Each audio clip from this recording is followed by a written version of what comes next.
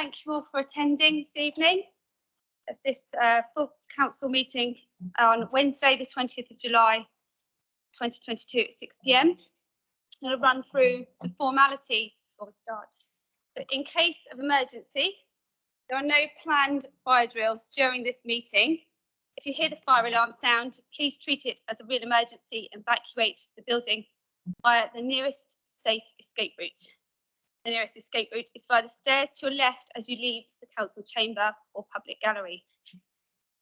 Exit via the door at the back of the building and walk across the inner car park to the evacuation point, which is the pavement opposite the police station. The lifts can't be used in the event of an emergency. Please do not re-enter the building until you're advised it's safe to do so by a member of staff. I would also like to advise both the members of the public and the press this meeting is being recorded and broadcast live. Mobile phones should be switched off unless they're being used for the meeting. Please only speak when I ask you to do so and speak clearly into the microphone. Apologies. I have received apologies from Councillor Hastings, Councillor Outlaw, Councillor Nicholson, not Councillor Price. Okay, that's good. And Councillor Adams. Thank you, Chairman. As I said, I may not have made the start of the meeting, but in fact, I'm going to make the start of the meeting. I need to go off. I've got something on at my daughter's school, and I'll come back as soon as I can, if that's okay. Okay, that's fine. Thank you. You for letting me know. Is there any other? Did I say? I thought I said Outlaw. Pardon? Oh, did I say Outlaw twice? Councillor Outlaw. Is there any other apologies? No. Okay.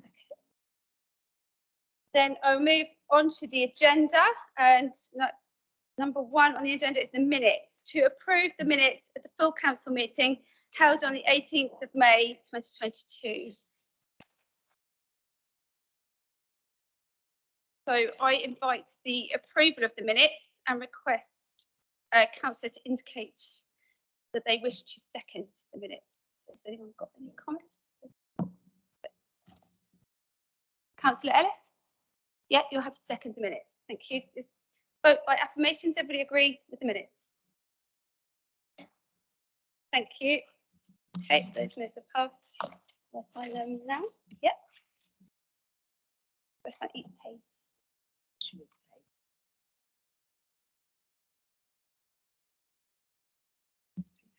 Actually, both sides.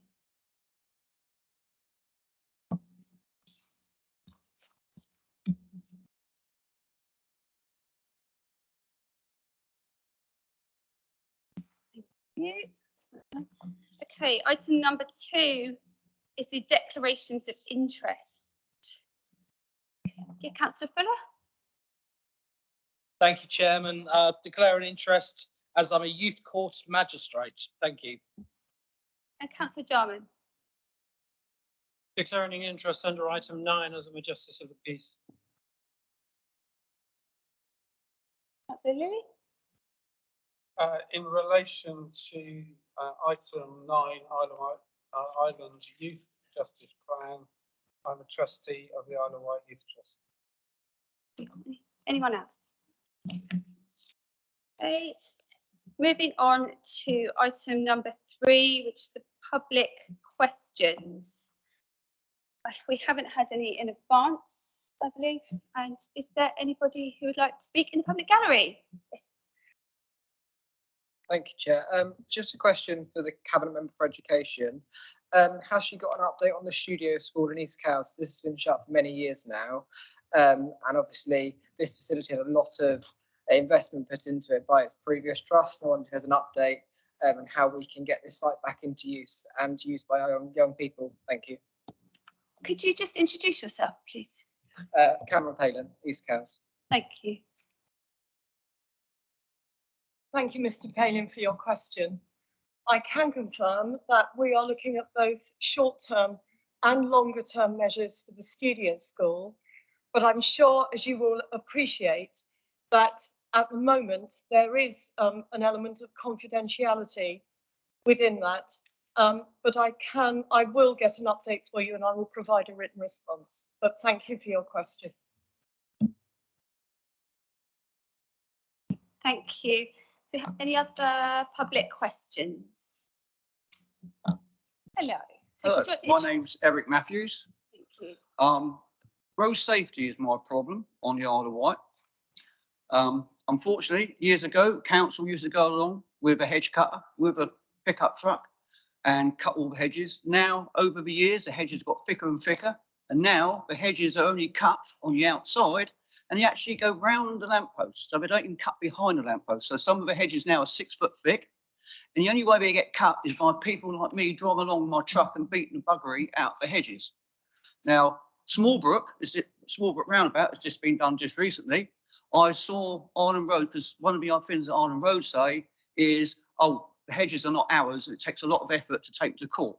In the old days, they used to come along. If the hedge was sticking out in the road, they would cut it anyway. Now they've gone along Smallbrook, they cut it one way, cut it the other way, and guess what? You still can't see the signs. You can't see the 30. Even the new sign that says 30 mile an hour is buried in the hedge. And unfortunately, that's wrong. And unfortunately, I've got pictures here. I brought them on some laptop, but unfortunately today I can't show you. But I have got pictures showing the signs that says things like there's a bridge coming, but you can't see it. The end of a bridge and all the metal railings to stop you from driving over is covered in hedge. They don't cut behind the hedges no more. And if I got pictures of lampposts inside the hedge, or when they were put there wasn't. But now, as I say, over the years, they haven't bothered cutting. And when they do cut, they don't have a pickup truck or men to cut behind it. All they do now is to have a man in a van with the Ireland roads on it just for road safety. So now, as I say, the hedges are cut, but they're not cut properly. And because we're only cutting at the end of the year, someone really needs to cut them back 2 or 3 foot so we can see everything. The other problem I got with it is the way the system works. You complain to Ireland Roads and say to them, the traffic lights are so tall, when you pull up, you can't see them. They turn around, after a lot of argument, they'll come back to you and say, it's in the regulations. The regulations say so tall, so low. But common sense, 1 and 1 makes 2. If you can't see them, you can't see them. Yeah. And unfortunately, people go through red lights all the time. And the only other little problem I got is signpost. There's a signpost at the top of Honey Hill. Mr. Garrett has tried getting it moved. And they say, the Ireland Road say, it's so many feet away from the traffic lights, it's perfectly legal. The only trouble is, 40 cars a day drive down a dead-end road. And sometimes even buses drive down a dead-end road and they've got to reverse out. And 22 wheelers, and I've got footage of it. Okay, so I quite agree with you. Road safety is very important. So what's your question that we can direct to the Cabinet member, perhaps? Well, the question is, how do you fix these problems when Ireland Roads open a case and then they say to you, it's in the regulations, they close the case, so nothing ever gets done. So how can you solve this problem, get the hedges cut back properly and make it safer and make certain the traffic lights are not too tall? Because if you have 3 lights on one side, on the driver's side, you've got 2 lights. One's supposed to be halfway down a pole. They're not supposed to be both level because one counteracts the other one. Okay, are you okay if I pass this through to our Cabinet member, Councillor Jordan? Perhaps you could answer this about signage and how we can perhaps get these signs so they're visible. Thank you, Chair. So there's a number of issues there mentioned. I'd need details because hedges can be owned by private owners. I'd have to know exactly where that was. Height of traffic lights, if I get the details, we'll have a look at that. Even though it's potentially in the regulations, we'll look at the problem there. What was the other thing? So it's hedges, signs, cut back of signs. So, well, again, sorry, Chair. Visibility, sorry. The visibility, Yeah, I think, is most important. so that's another complex issue that falls within 2 things. If it's private ownership, that's more difficult. It's not within the scope of the PFI. Indeed, if the hedges are owned by a private owner, we would expect them to cut them back and can and do serve notices on occasions for that. In a more general comment, there have been cuts to the scope of the PFI contract. They were made between 2017 and 2021, almost £2 million of cuts to the PFI scope. Some of those cuts relate to the output specification. So the original PFI contract would have meant that Island Roads had a duty and a contractual obligation to maintain certain assets on our highways network. For example, bushes, shrubs, verges, and pathways, for example, and maintain to a standard. The cuts to the PFI contract took that away completely and instead implemented a standard input. So, for example, verges are now cut in most cases 2 times a year.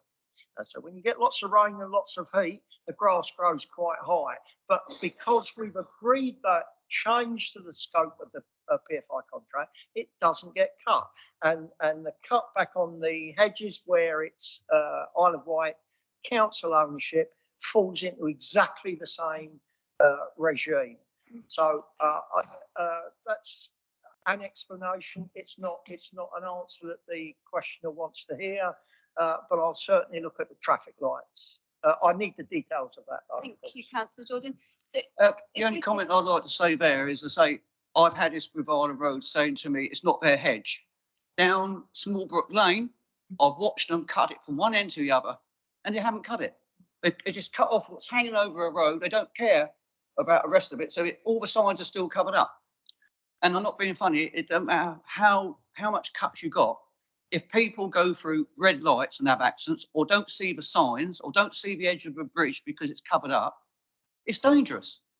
And at the end of the day, we've got to make certain everything's safe. okay, thank you. Thank you for bringing this up and bring it to our attention. Oh, as I say, there's loads of more things I could talk about. And I would like to aim to have a good half hour every time you have a meeting. Come back next time. Ask me another question. Well, there's a few different ones. Things like where the council was given permission to Island Roads to use second-hand tarmac.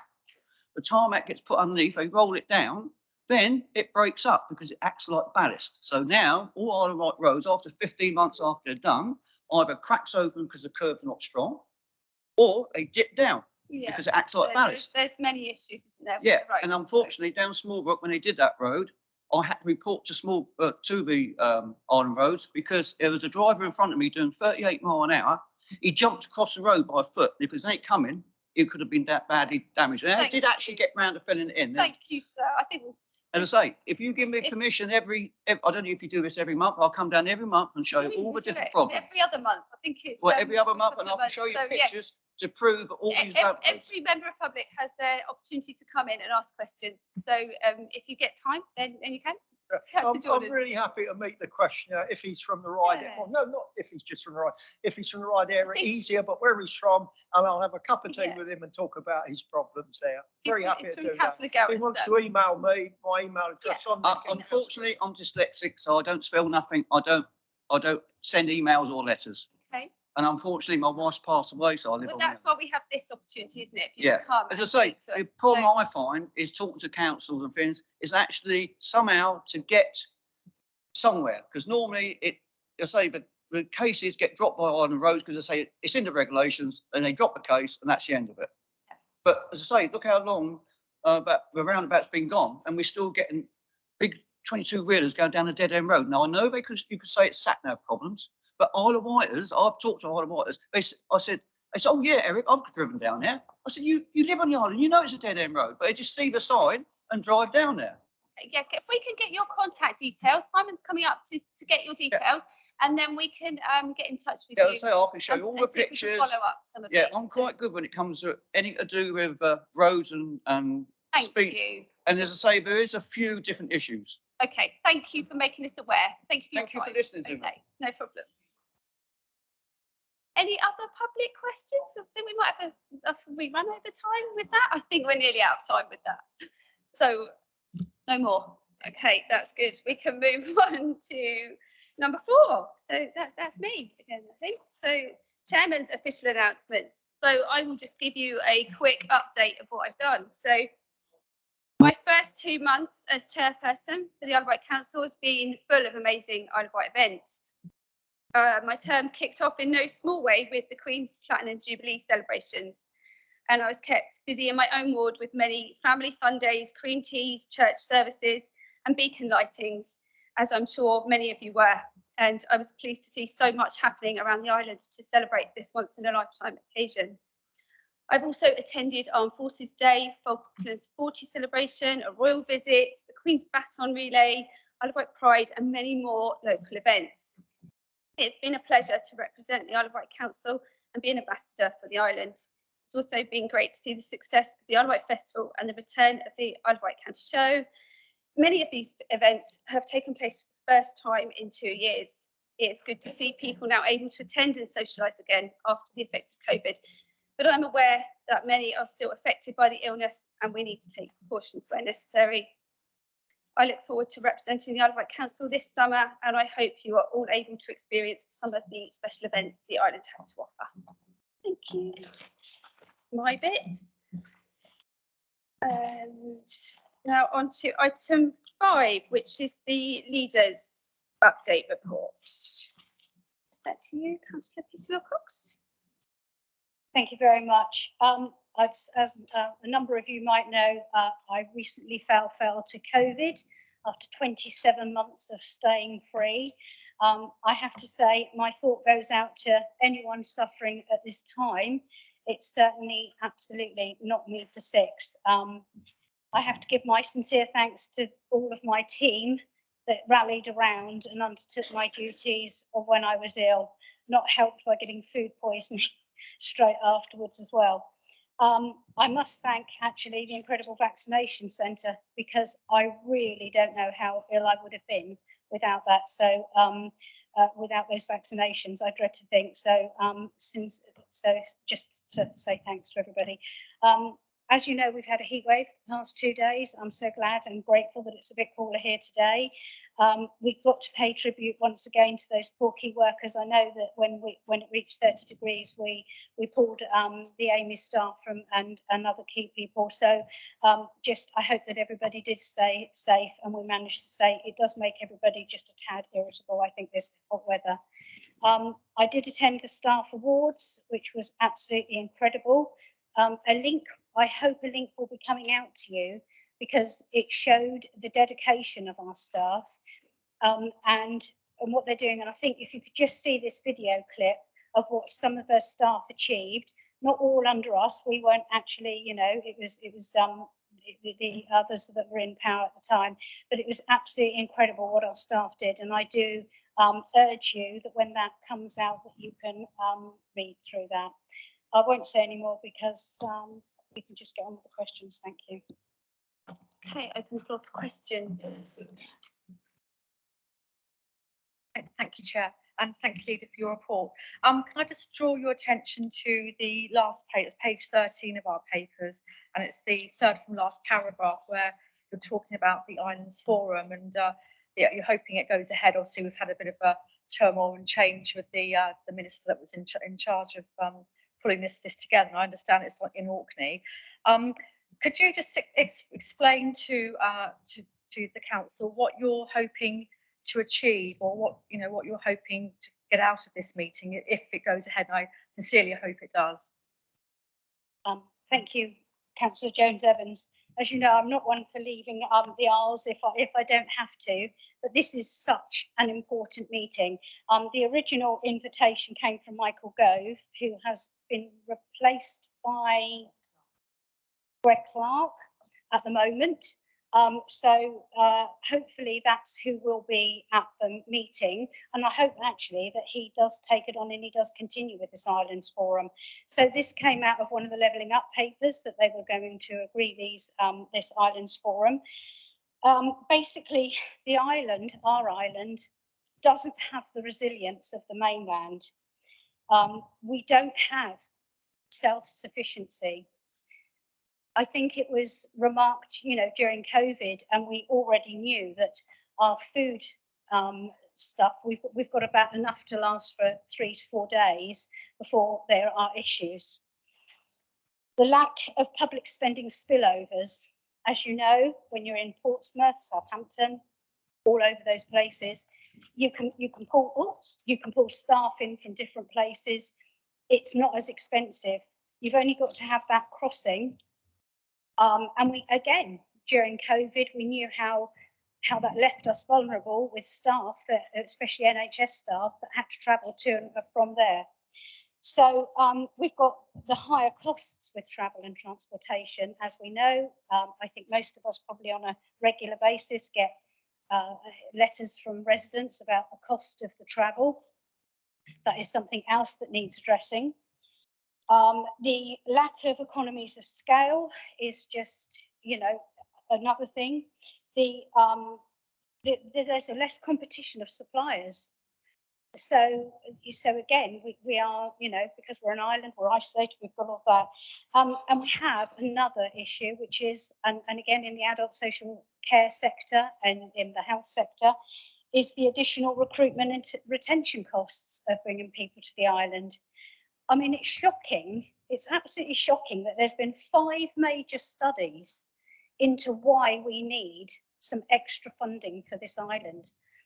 And we keep having them. I mean, one of them dates back 1989, and here we are in 2021 when LG Futures have just done, you know, their report.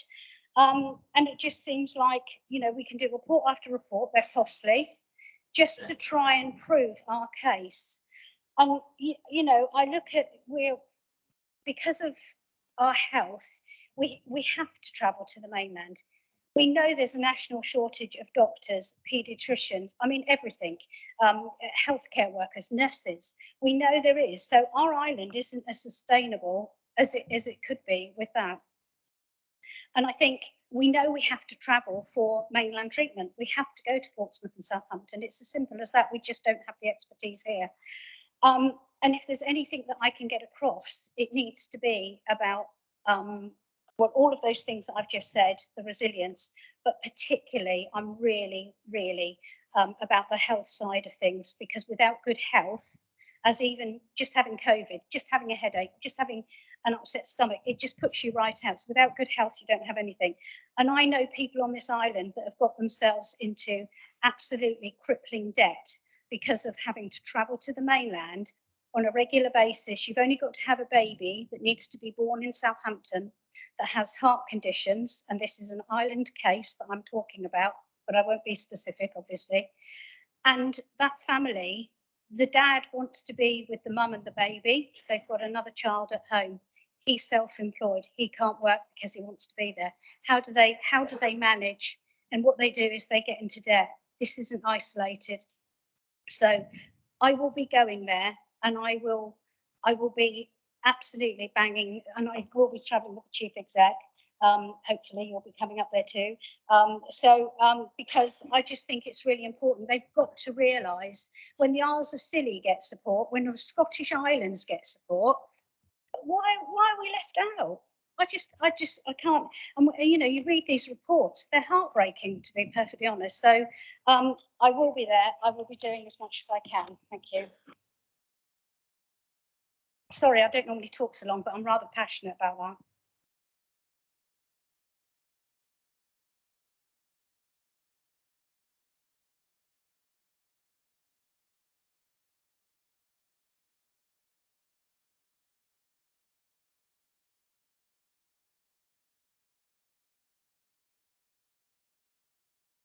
Councillor Robertson. Thank you. Leader, your report refers to housing. The council plans to start buying 1 and 2 bed properties in order to deal with the housing waiting list that currently stands at 2,500. That's in a plan that was presented to corporate scrutiny. How do you think islanders who are looking to buy their first property, particularly young islanders, will feel when they find they're competing against the Isle of Wight Council and its budget of 40 million in order to get on the housing ladder for the first time?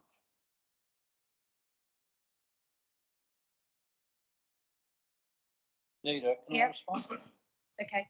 That was a question to the leader. How does she think that islanders will feel when they are trying to buy their first property and they find that they're competing against the Isle of Wight Council in order to buy it with its budget of £40 million? I would think that they would feel less. The leader's asked me to respond. Councillor Stevens, you and I have exchanged an awful lot on this for Indeed we corporate have, so you scrutiny, and this is understand my this. opportunity to ask the leader a question Councillor based on Robinson. her So report. therefore you understand the situation. You had a full brief and action plan at scrutiny. So you should be, instead of playing politics with our homelessness and what have you, and housing, let's move on and try and work together, as I've said. Councillor Ward's taken up the issues and quite right too. Thank you. Okay, so it was raised in corporate scrutiny, thank you very much. And it was stated at the corporate scrutiny that we would take action, but that wouldn't adversely affect first-time buyers here on the Isle of Wight. I can tell you, Councillor Robinson, I do keep quite a good check of some of the bigger developers, and I am surprised at the number of first-time buyers that are coming forward. They're tending to buy a lot of the newer properties. Some of them are buying off plan. I do keep a good eye on it, but it's almost impossible for us as an authority. We want to go and buy these properties, but as we know, those properties, actually, there aren't that many around. But we wouldn't do anything. It is a balance. It's a balance, Councillor Robinson, and we are trying to do our best to accommodate. I'm afraid there isn't a No follow-up, Chair. Sorry, no. Extraordinary, given the lengthy response to her own cabinet member. I'm afraid But I there's no can't follow-up ask a question. follow-up. So, Councillor Mosdale, would you have a question? Thank you. Thank you. On page 12 of the leaders report, and I hasten to add, I'm working off a laptop, so my numbering might be slightly different to those who are using the archaic paper that seems to be sent out in tree loads from this council. So my question on page 12 is, thank you very much. There's a brief paragraph that says, good progress with the regeneration projects at East Cales, Branston Farm and Innovation White. And we'll see new jobs and homes being created following their completion in the coming weeks and months. I really feel, Leader, that as a ward councillor, Branston Farm is in my ward, and trying to get any information out of that is like getting blood out of a stone. I get the residents come and complaining to me and people who are buying properties.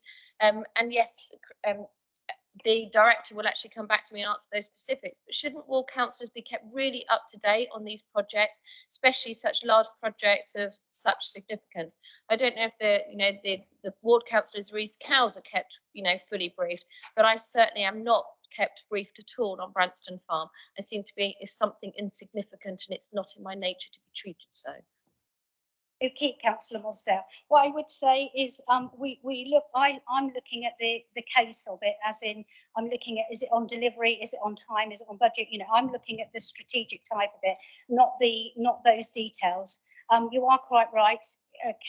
Chris Ashman should be able to do that, and for you to get straight in contact, which is what I would do as a councillor, just go straight to the director and get a response. However, that's not to say that Mr. Ashman can't keep you into the loop, because obviously we need to know when people are going to start to get in those homes. We really need to start knuckling down on that detail. Thank you, Leader. I think that's the point, that it ought to be automatic that ward councillors are kept brief of any large projects in the area, and not the other way around. Thank you. Thank you. Leader, for 4 years prior to this administration, the people on the other side of the chamber were not kept in the loop, and that was virtually a deliberate process by the administration at that time. I'm all for cross-chamber. Sorry, Chair. Sorry, Chair. Point of order. Point of order. I've just had my question hijacked by Councillor Stevens. Thank you for that comment, Making a Councillor political Stevens. point when actually I had a sensible question, and you allowed that to happen. So, point of order. He should actually apologise for hijacking my question. I was making going to ask that. If you'll be quiet, please. I was going to say, Councillor Stevens, I wasn't aware that you had your hand raised, so I'm moving on to the next person that has asked Apologies. a question. Thank you. No, I think we get a bell when there's 15 minutes. So, Councillor Spink, do you have a question, please? Thank you. Thank you. I have a question, please, for the leader, and that is this. I'll wait until various conversations have ceased. Please continue, Councillor. Leader, when you go to the island forum, you didn't make mention of the fact that the island is in the middle of the housing crisis when you said the issues that you would raise at the island forum. Will you please make sure that you do raise the housing crisis and the fact that the island is somewhat hamstrung, in my view, from solving the housing crisis because our planning policy that we have to use is dictated by Westminster. And we really do have an opportunity now to make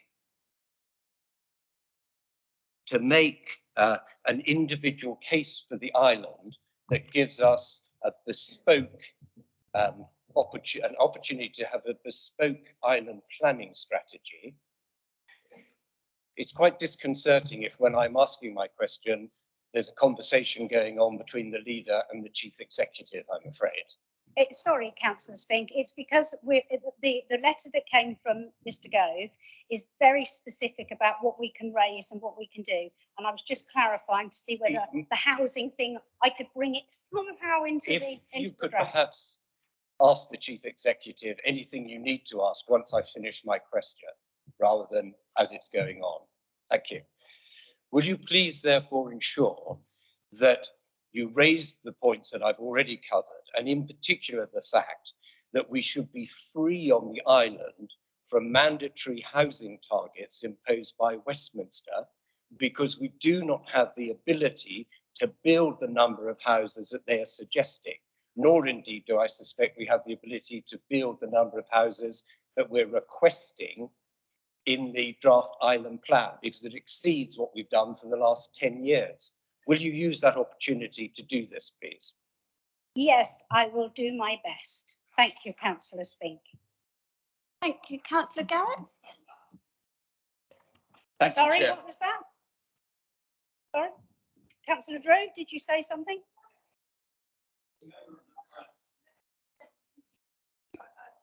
I think we need to give Councillor Garrett his time to talk, please. Thank you.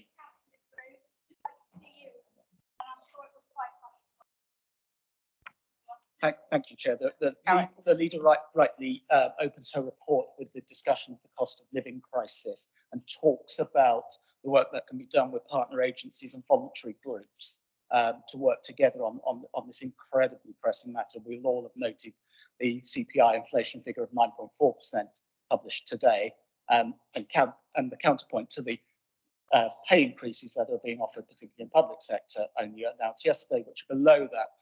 From what I see and from what I've said before at budget time about an anti-poverty strategy, is there a foundation here in this work? And does the leader agree with me that we should return to developing a proper and a sustainable and long-term anti-poverty strategy for this island? It can be a very short answer. I just thought, Councillor Garrett, look, you've hurt your finger and I've hurt my thumb, but I did a coordinated plaster. Yes, there is an anti-poverty group that's already established. That is the group that we will be working with. I'm not going to reinvent the wheel. These are all people that know their bits inside out. So I'm not going to reinvent the wheel, but what I am going to do is make sure that the Isle of Wight Council is sat at that table and being far more proactive than we have been. Because I think, we really need to bring this to the fore. We know what's going to hit October, November, December. January and February is going to be off the scale. So we are working on that, yes, and we're always open for you to come in and help us. Thank you. Okay, thank you. I believe there's a problem with the time up, but that is time up for leaders' questions. Thank you. So we are moving on to item 6 on the agenda, which is the appointments to outside bodies. And the recommendations are on page 15 in the pack, and I will move this on for recommendation if there's no comments on it or changes. If is there any member that wishes to comment? Councillor Brading. Thank you, Chair. I just have on page 19, I'd just like to refer the recommendation for a member of the Access Pool Joint Committee, please. So I'm happy to vote on it all en bloc, but I'd like that one to be taken as a separate appointment.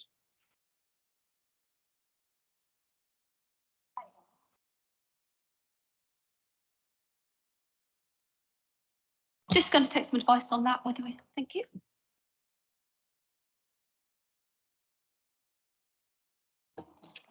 Thank you, Chair. Yes, obviously it's a matter for members as to what motions you want to put, and if you want to sort of deal with it separately. Also, just for clarity, to point out that in the papers before you, excuse me, voice again, there are one or two gaps in terms of appointments to be put forward.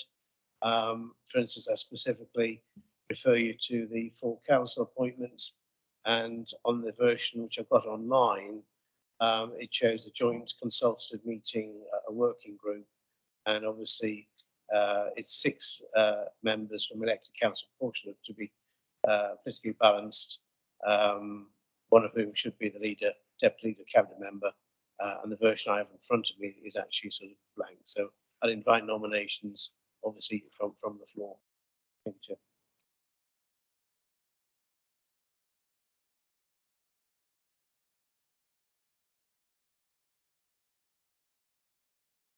Yeah, Councillor Brading, can you just remind me what, so you wanted which one done separately and for what reason? Certainly, Chair. The appointments, the full council appointment, organisation 1, access pool joint committee.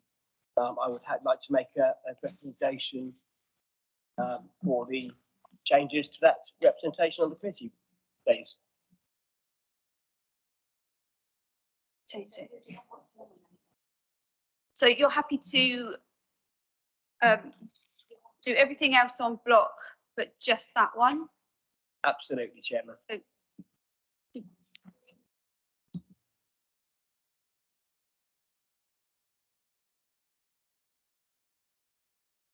So we're happy to go ahead with all these. Right, we need to know what the changes for that one first.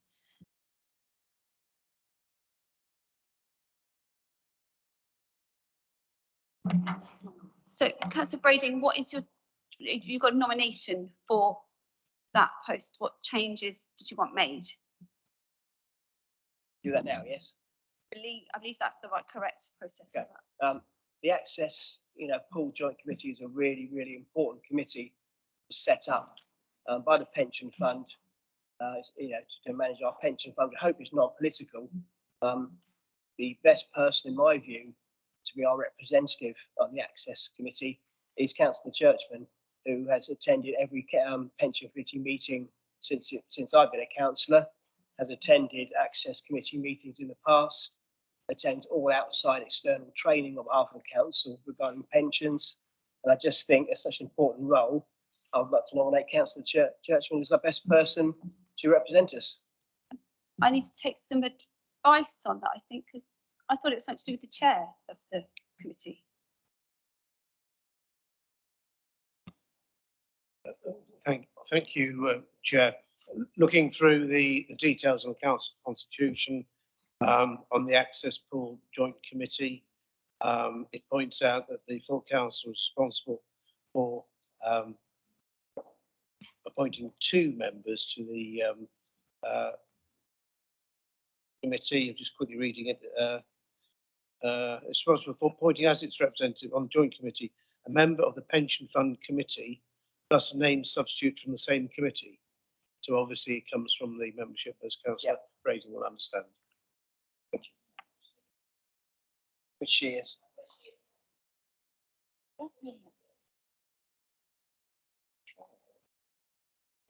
Councillor Andre.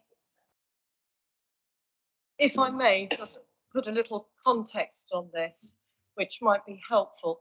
I've also sat on the Pensions Committee for some years. I worked very closely with one of the union members to actually put a motion before the Access Committee, which I think, to be fair, was one of the first times that a member had actually brought a motion to that committee. However, I do recognise Councillor Churchman's dedication and knowledge on the Pensions Committee. And if it fits with our constitution, I am happy to step down. Perhaps I could suggest that if it's agreeable, if it goes to the vote, that I would be the deputy and that Councillor Churchman could be the representative.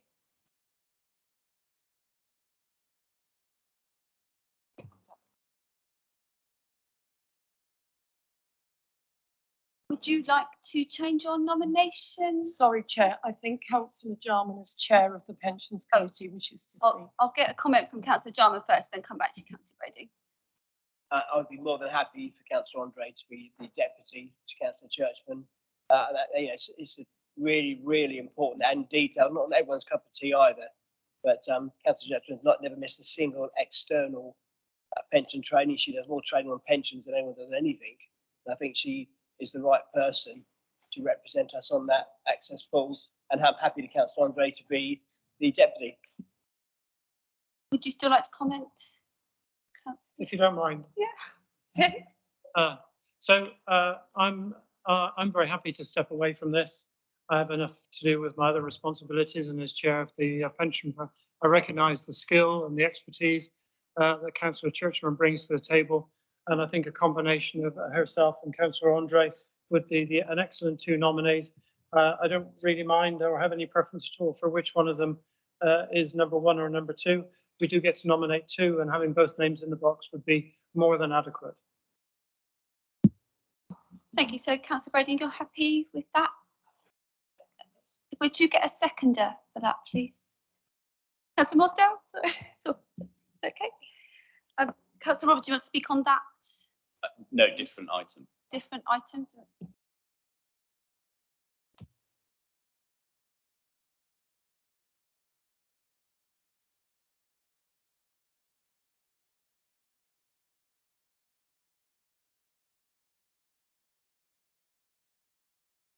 Okay, I'm going to ask if there's any other separate nominations before we go back to voting on those. So, Councillor Robertson, did you have? Yeah, so my point was in relation to row 10, joint consultative meeting. At the moment, doesn't appear to be any nominations at all on that. If the Conservatives are to have 3 nominations, I'm ready to make those nominations, but it may be that there needs to be a non-aligned member on, so I'm happy to make 2 nominations and leave that third spot to a non-aligned councillor. Okay, I'll just take some advice on that. Oh, sorry, I thought you didn't want to. Sorry, Councillor Brody, I thought perhaps you didn't want to. Sorry, you might have to remind me. Thank you. Health and Wellbeing Board, a pretty pointless body in my experience, but is it the case that such as the esteem with which the administration holds the newly appointed cabinet member, Karen Lucioni, she's going to replace all the 4 people who've been on it so far?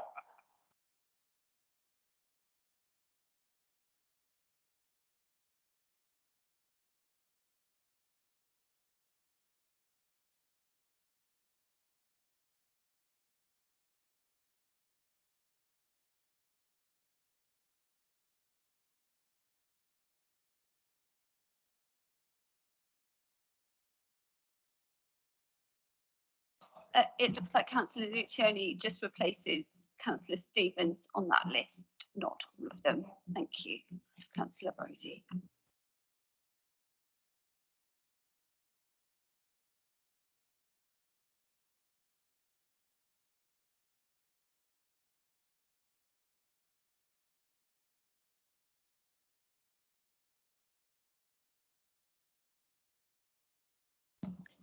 Mr. Potter, if you could give us some advice on the JCM, thank you. Yes, in terms of the joint consultative meeting, historically, I think it's been an informal working group. Obviously, there's an opportunity this evening to formalise it. The paper, as members will be aware, was originally tabled for the annual meeting, but we all ran out of time. So at the moment, we've got as a proposal, 6 members from elected councillors. But as has been pointed out this evening, it's not necessarily set in stone.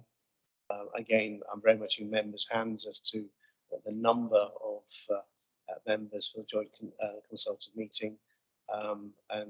Obviously, as Councillor Robertson pointed out, there are vacancies at the present time.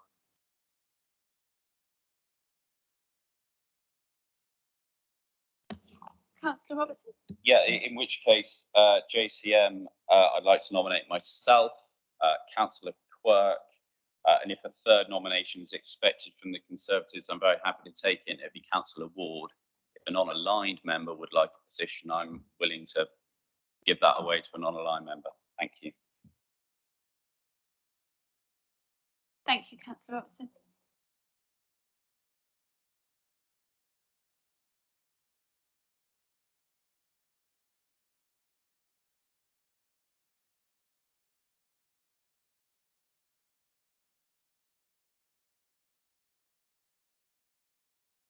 Could I have a seconder for that, please, for Councillor Robertson's nominations? I will come to you afterwards. Thank you, Councillor Spink. Councillor Luciani. Who's our three people?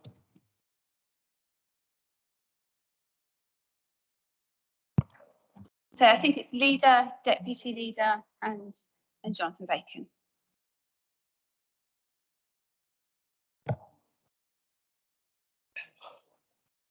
Councillor Brodie. The key word in the description of the JCM is or, not and. It is the leader, deputy leader, or cabinet member for human resources. It's important that we read every word that's put before us rather than jump into assumptions.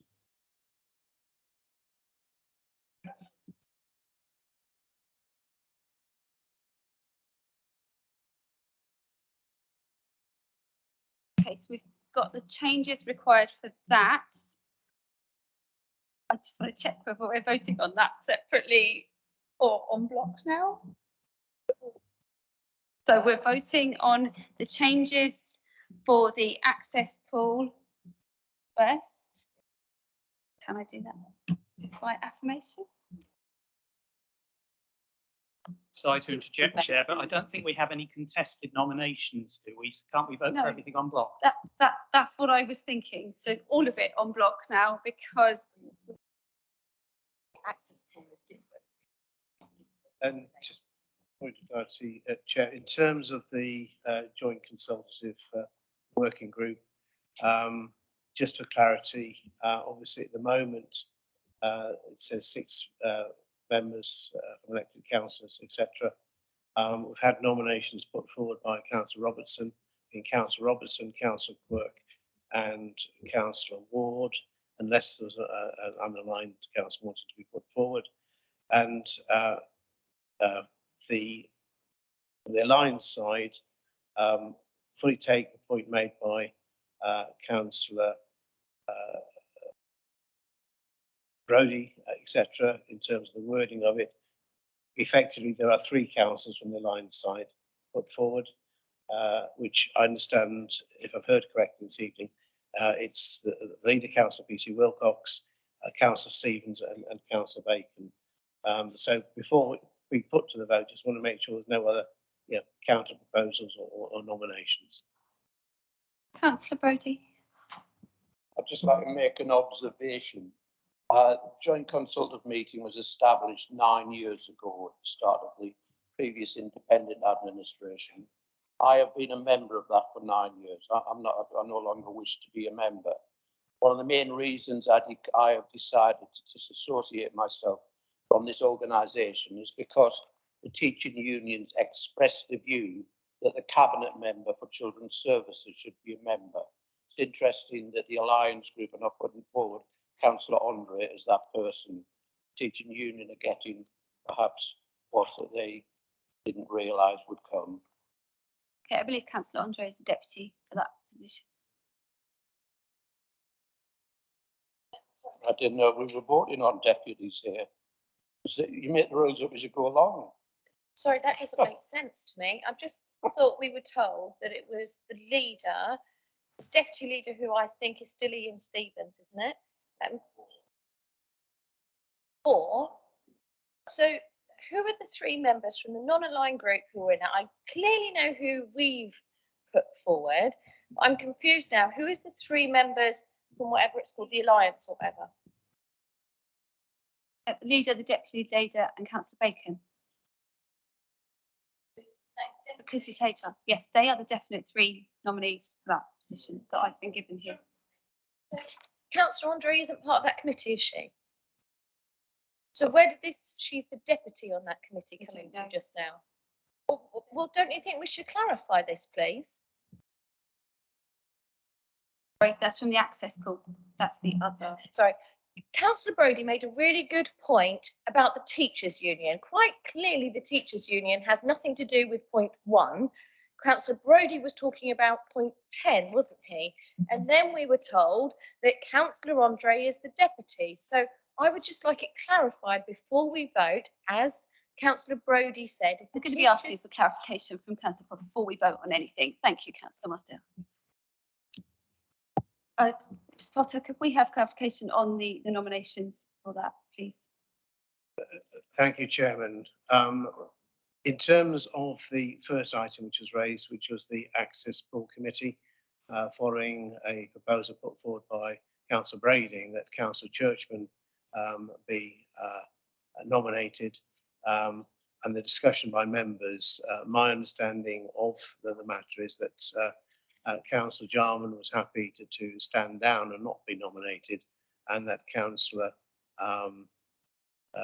Churchman would go forward to be on the Access Pool Joint Committee, and also that Councillor Debbie Andre would be on the Access Pool Joint Committee. And in terms of the point about deputy, and I'm in members' hands, but I think needs to be clarified. But Councillor Andre was going to deputise, is that correct? Or the other way around? Councillor Bacon. Sorry, I'm really not sure why we didn't have some of these discussions before the meeting, because I think we're going around the houses a bit. I'm very grateful. I think we all have to Councillor Brodie for the clarification he just offered there. It's difficult to have conversations during a crossroom. Councillor Andre and I have just spoken. I think it is more appropriate, in light of your indication, Jeff, that Councillor Andre, instead of I, is put forward as the third of the nominees for the JCM from the Alliance Administration. The two of us are both happy with that, and sounds like everyone else should be now. So maybe we can go to that combined vote on everything. Thank you for that clarification, Councillor Bacon. So I think that's actually helped clarify the issue. Councillor Brading?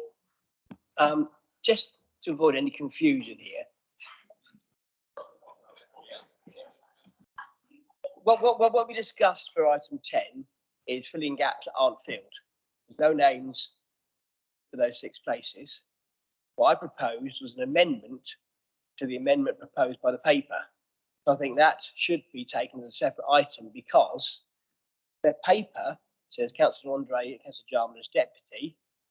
My proposal is Councillor Churchman with Councillor Andre as deputy, because only one person attends that meeting. So I think that item should be taken separately, because it's an amendment to the You're correct, Councillor Brading. rather than filling in gaps. We are. That's what that one's going to happen. So we do that one now. So that's done. So can we? So you put that forward, and the seconder was Councillor Spink for that proposal. Yeah, it was. And so we can do that by affirmation. Is everybody happy with the proposal from Councillor Brading? Thank you. That's passed. And then we move on to the proposal for the changes to the JCM. No, it's everything. We're just so the rest of the paper on block with what we've got filled in there. Thank you. Are we? Do I need a seconder for that one? I've got a seconder. Who was the? No, who was the seconder? Yeah. Oh, yeah, I did. I was going to say so. Councillor Lilly is seconder for that one, for the whole paper on block, and we can do that one by affirmation. Is everybody happy with those changes? Thank you. Right, we passed that one. So that is item 6 done. So now on to item 7, the report on the use of special urgency provision. Chair, sorry to interrupt. There's the other aspects which presumably we've dealt with in terms of noting the executive appointments and the other appendix and so forth. That's all been covered, just for clarity. Yes.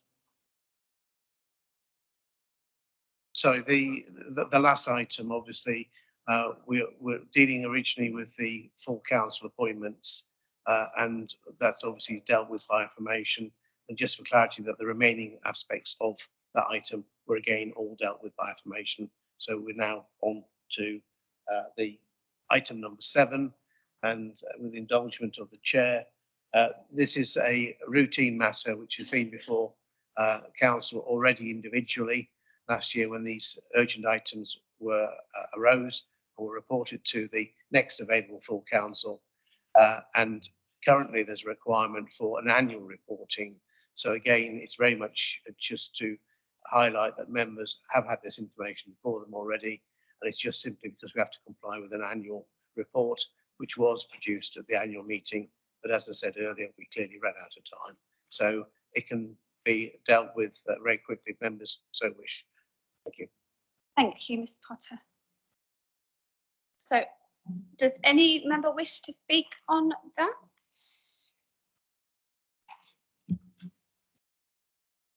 I believe the mover is the leader. Yeah, it's actually just, this is a consolidated report and it is just to be noted. Thank you. And do you have a seconder? Councillor Luciani. And are we all happy with that to vote by affirmation that that's passed? Yep. Thank you very much. That's passed. So on to item 8, to approve the following programme of ordinary council meetings for the ensuing year. So this is the dates for our meetings. And I think it's the leader putting this through as well, isn't it? So I believe the leader's putting this through. A seconder is needed for this proposal as well. Councillor Love, thank you. Is everyone happy? Oh, good. Councillor Brodie. No, I will vote against this because I've always opposed the reduction in full council meetings. Every time it's happened, I think it's undemocratic, and I'm disappointed that the Alliance hasn't taken the opportunity to increase the number of full council meetings, given their claim to be democratic, transparent and accountable. At the very least, I think there's a notable gap in our schedule of meetings between January and the annual meeting in May. Yes, we have a budget council where almost exclusively the business of the meeting is the budget, and there's a massive gap. I would like, if anybody would be prepared to second me, to suggest that we also have a meeting on the 3rd Wednesday of March every year. That's not increasing massively at all, it's just increasing from 6 to 7 a year. That would introduce more democracy. We have a council that is finely balanced, and disappointingly, this administration, despite it having many members who in the past have been in favour of returning to a committee system, prefer to use the hammer of the cabinet device. If you have a full council, it introduces more democracy.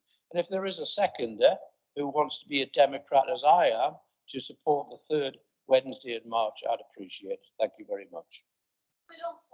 I believe Councillor Ellis had a hand up first for seconding that. Oh, sorry. I haven't got eyes.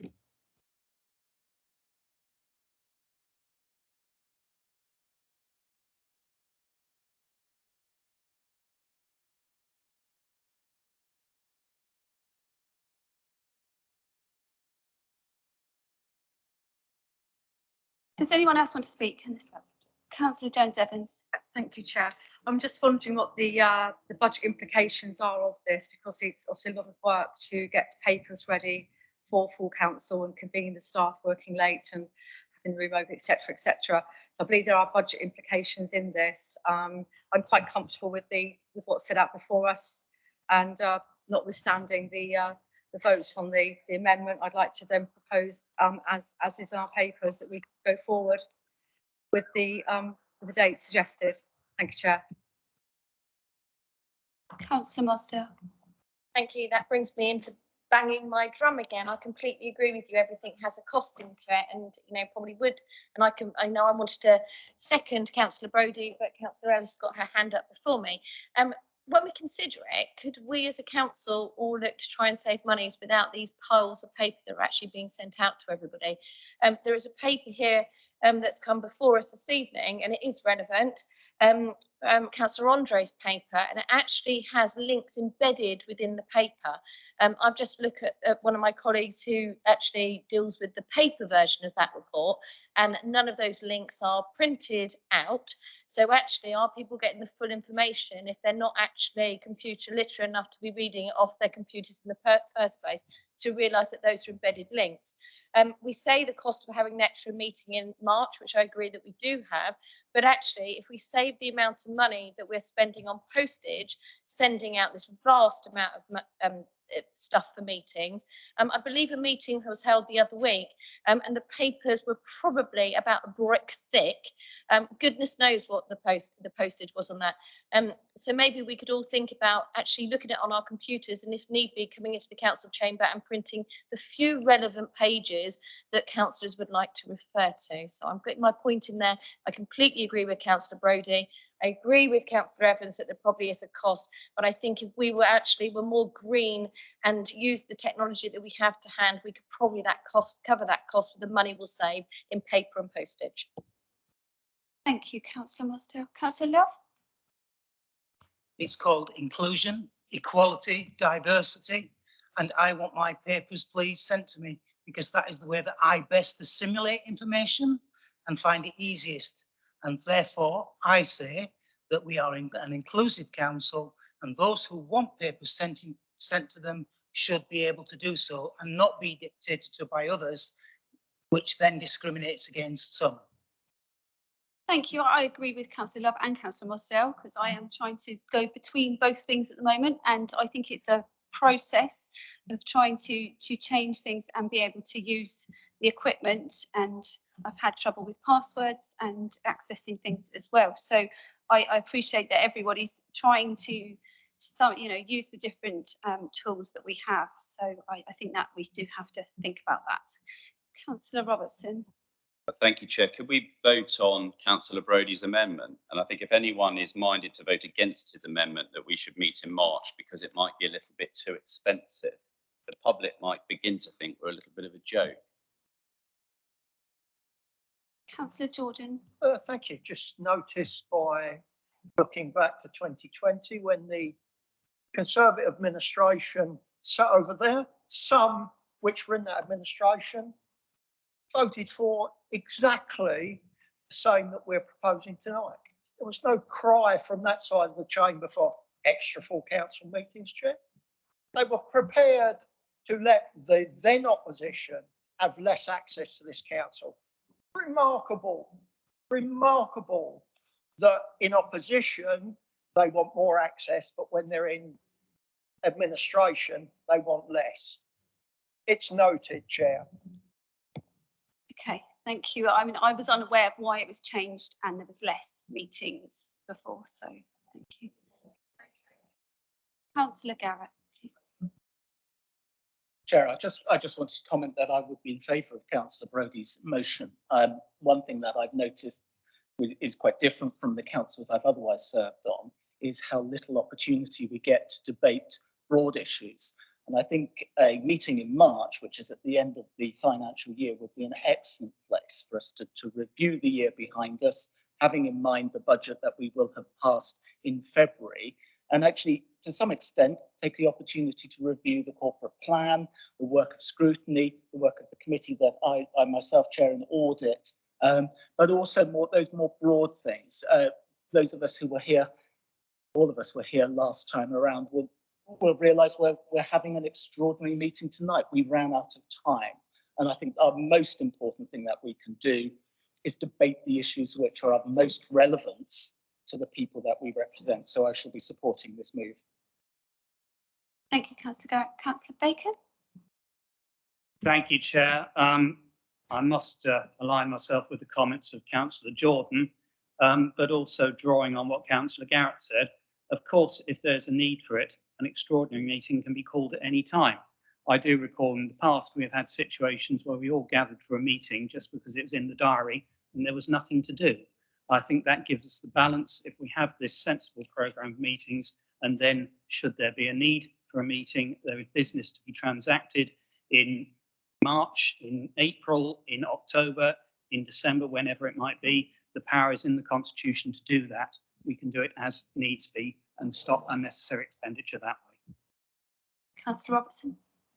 Thank you. Councillor Jordan and Councillor Bacon are always very forthcoming in history lessons. This council was elected in May 2021. Now is the opportunity to insert an additional council meeting, and this is your opportunity.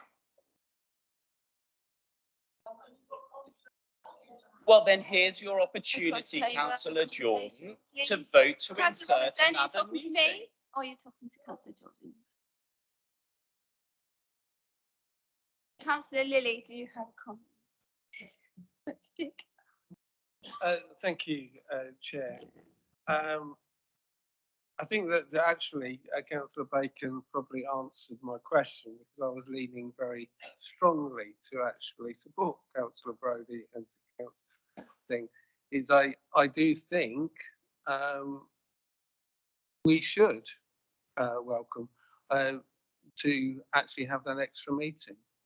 And my view of that is because I spent 4 years being denied the opportunity under the previous administration in a lot of ways.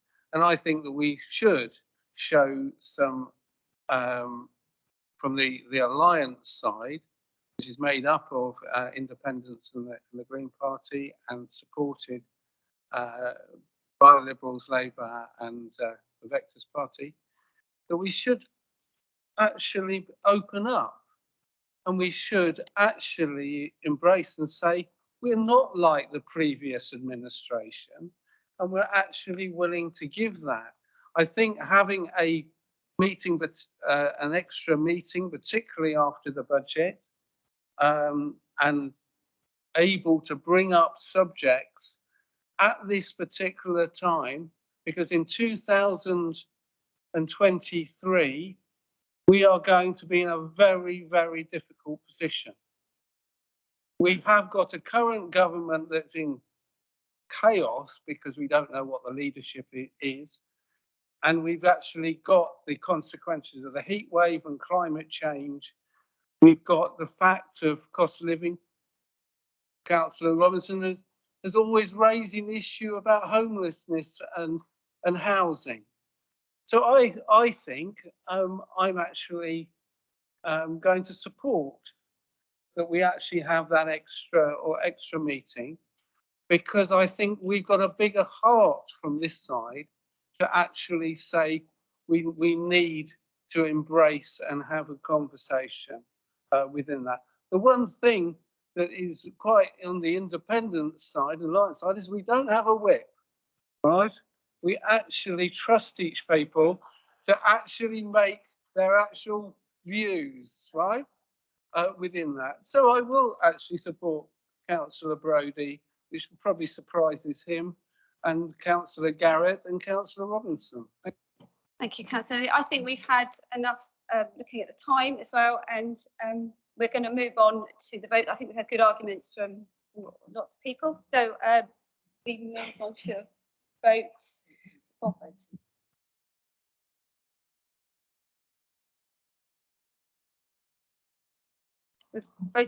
Councillor Brodie, do you want to come back on that? Well, there is no such thing as a right of reply on an amendment, just so as you know that for the future. But just to clarify, the date would be the 15th of March. Okay. And thank you. I won't say any more because I haven't got a right of reply. Okay. Okay. So we're voting all those four first. So we've all those for the extra date, amendment for an extra date in March, on March 15th, apparently.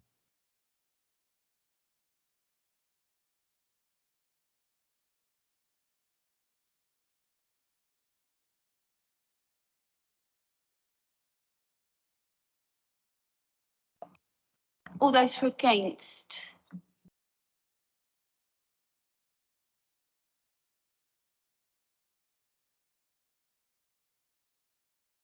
And abstentions, please.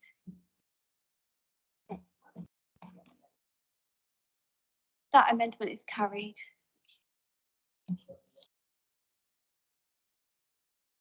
My apologies. I have a previously booked meeting that I must leave for, so I'm apologies for that. Okay, thank you, councillor. That brings me also to, I'm going to call an adjournment now, so we're going to have a break. I need another drink of water. Thank you. Thank you. 10 minutes, please. So we'll come back at 20 past 7. Chairman, we haven't actually approved the full list of all the meetings for next year. We've approved Councillor Brodie's amendment, but we haven't actually voted. The list with the addition of that date. Thank you, councillor Pitcher.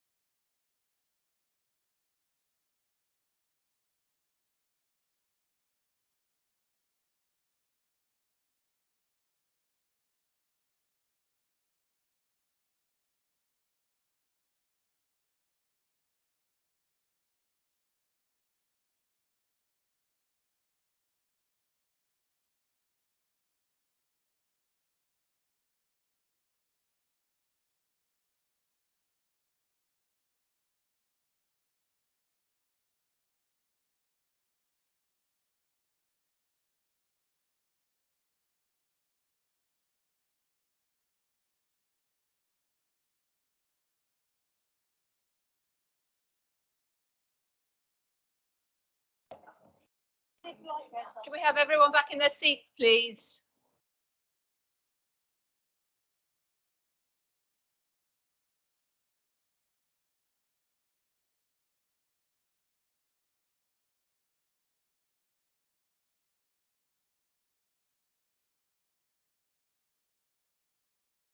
Okay, we will continue with the meeting. Is everybody back that needed to come back? Oh, Councillor Love. He left, yes, yeah, they've left. Okay, so we'll continue with item 9, the Island Youth Justice Plan. Be moved by Councillor Andre, I believe. Thank you, Chair. The Youth Justice Plan is a statutory requirement which each youth offending team must complete in order to access their annual grant. It is written in accordance with specific guidance and comes to full council today for endorsement. Although the plan relates to the youth offending team, the youth offending team is a partnership. So in essence, it is a partnership plan. Therefore, it is a requirement for all partners to be consulted, and all have contributed to this report. The plan for 22-23 is set to the context of the Child First principle. Those that the youth offending team works with are children and not labelled as offenders. It recognises that damage can be done to children's long-term outcomes if they are labelled. Accordingly, much of the youth offending team's work is designed to avoid that happening. However, it has to be recognised that for some children, this will happen. And with these children, the objective is to limit the damage done through supporting them to not re-offend. The key areas which go to achieve this are as follows.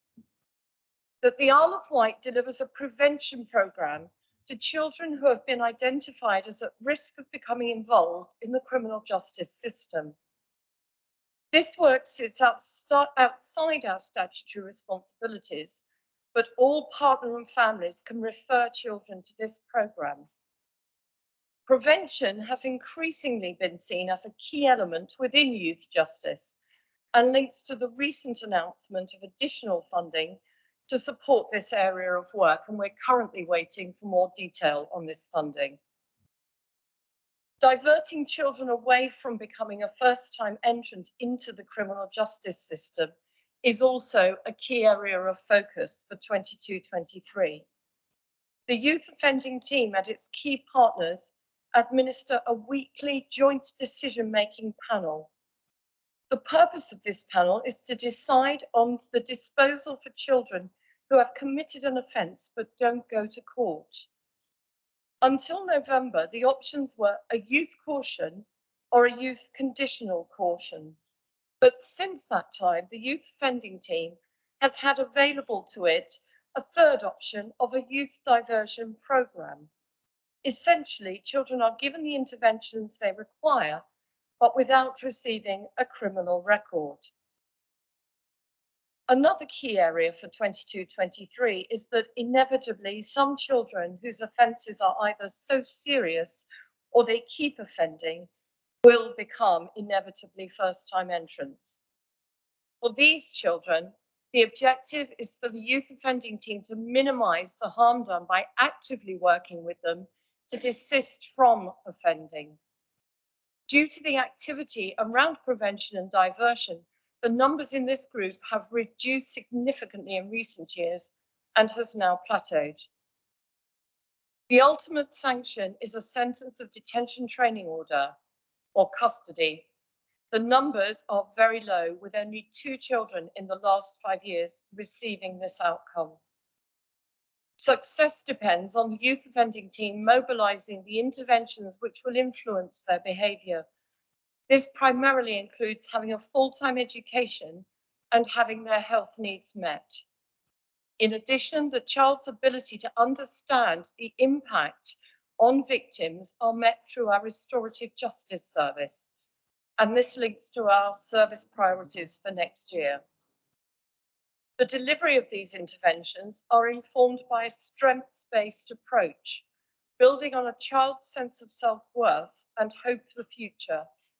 Further, youth offending team staff take a trauma-informed approach, which enables them to assess their behaviour through the child's experience of trauma. Both these approaches can enhance the ability to build a relationship through which change can occur. Much of the youth offending team's work is done in collaboration with the child and their parent carer. Accordingly, in assessing and planning, we can hear the child's voice. However, there is more work to be done to seek views and feedback on a range of issues linked to the delivery and design of what the youth offending team do, which is a priority for the coming year. So a few examples of the planned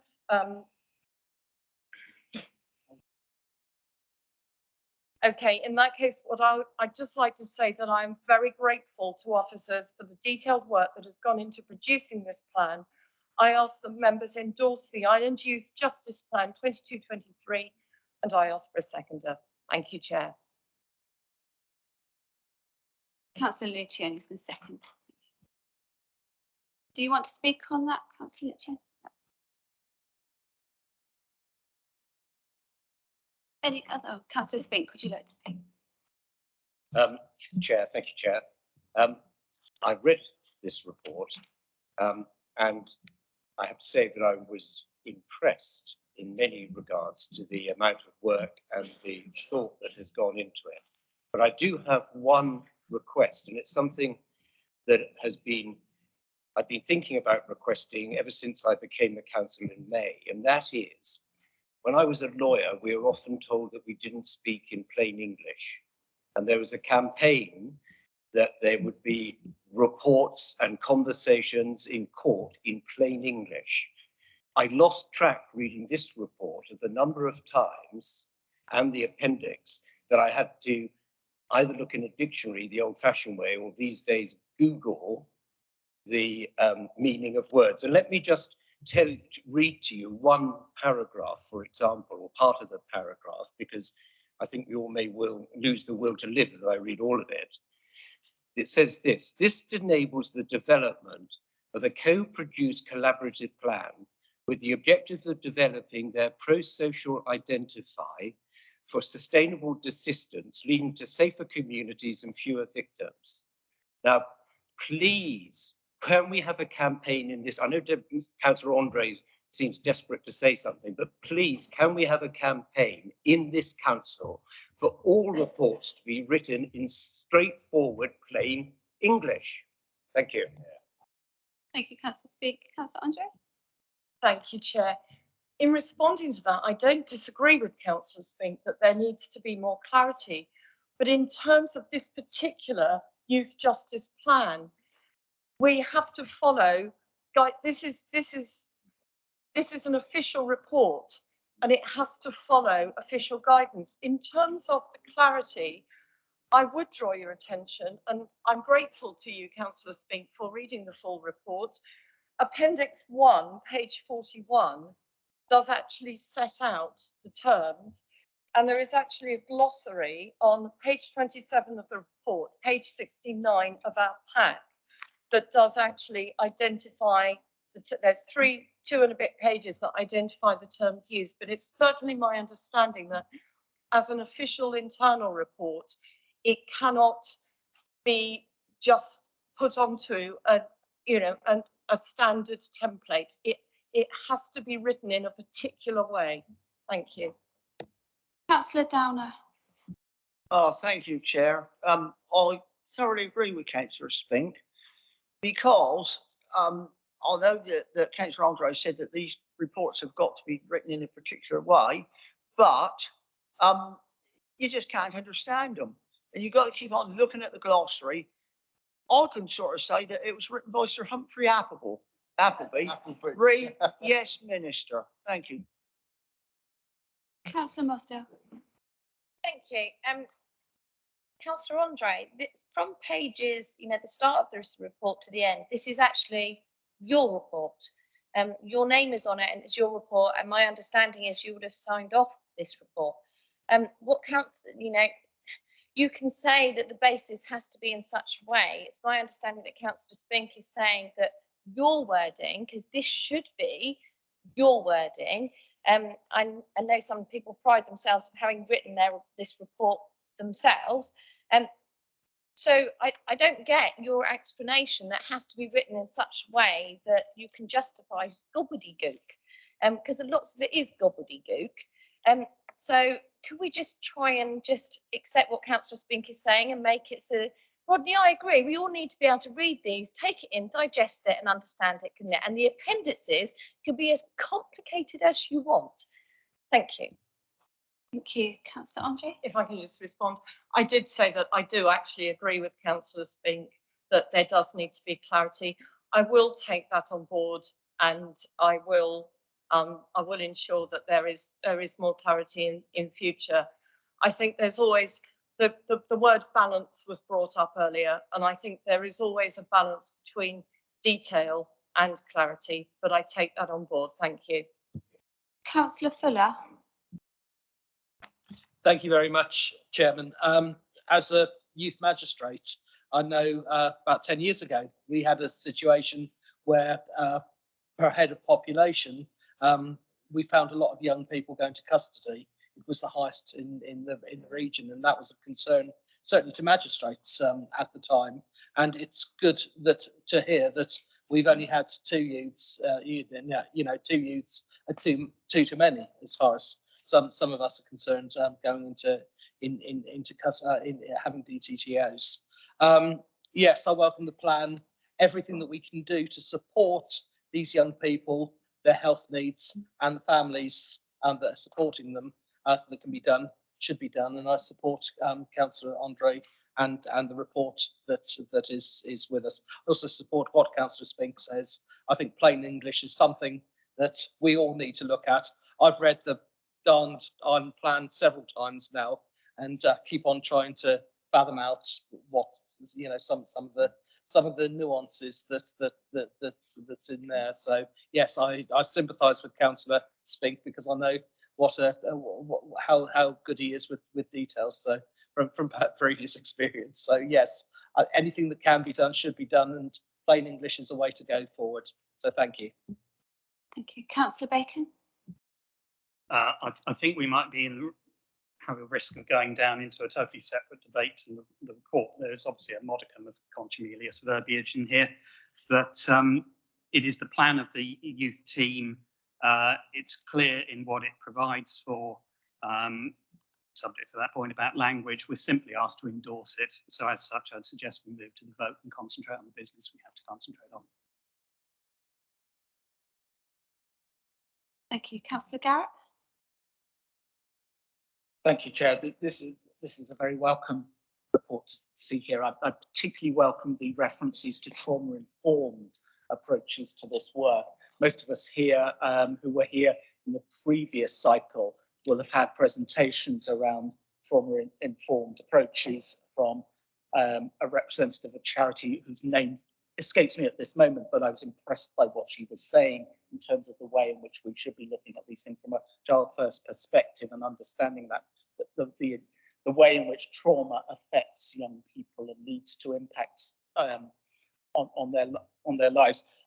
Earlier today, I was on a rather tediously long but very useful in parts presentation from the LGA on social value. And one of the case studies that I Googled along the way was a discussion of the way that the youth offending work in a particular council had taken young people who were affected themselves and brought in to develop their own plan. And this has that feel of that happening in there. But those people that we are trying to help, the more that they are involved in the development of the interventions that we are aiming to support, the better.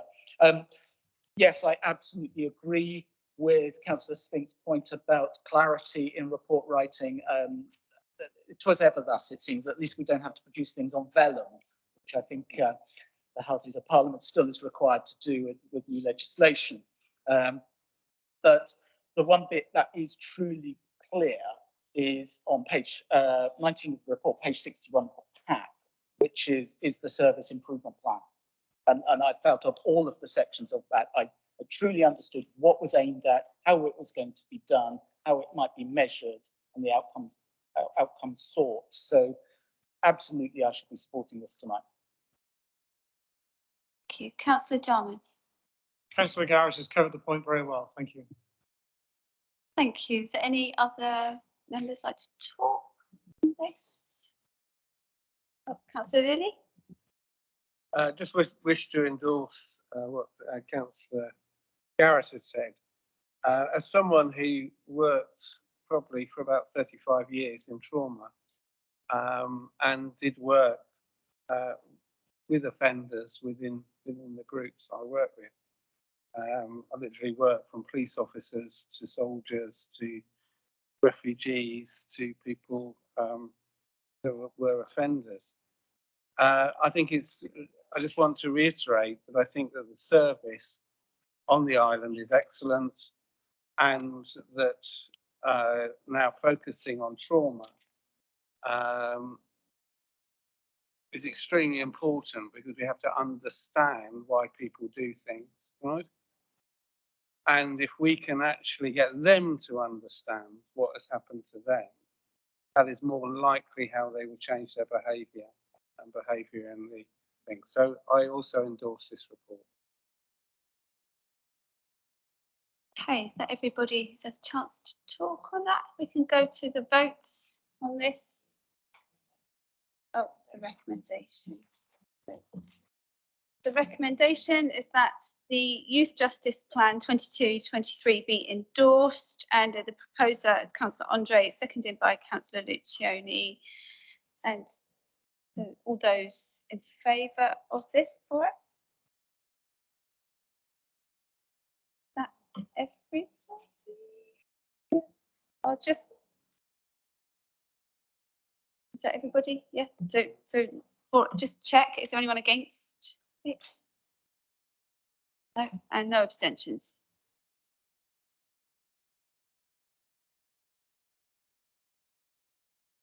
I think we agreed that it was everybody's hand up, but I was just double checking by doing against and abstentions. Thank you. I confirm that that report has been endorsed. Thank you.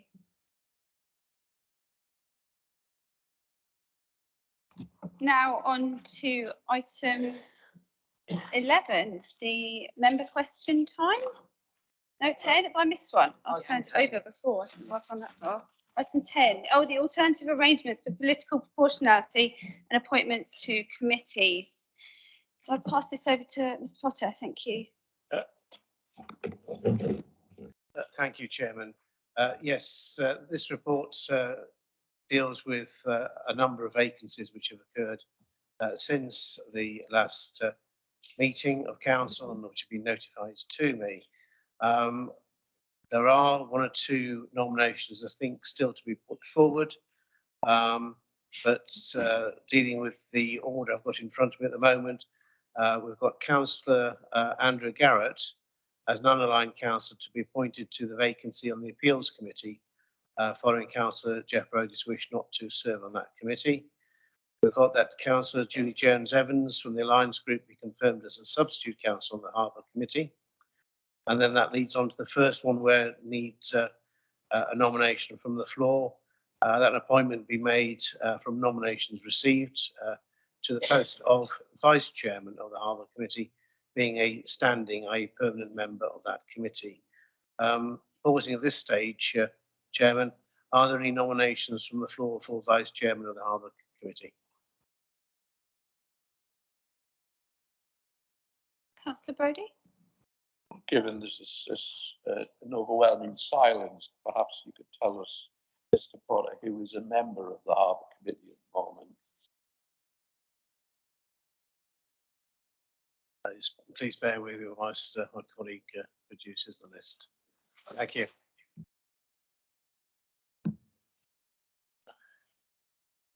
Right, so currently we have Councillor Phil Jordan, who's the chairman, Councillor Jonathan Bacon, Councillor Chris Jarman, Councillor Gary Peace, Councillor Darrell Fitcher, Councillor Matthew Price, and Councillor Ray Rudrock. Councillor Brodie? Well, listening to all those names, there's one Newport councillor whose ward also covers the eastern side of Newport Harbour. And therefore, I'd like to nominate Councillor Matthew Price.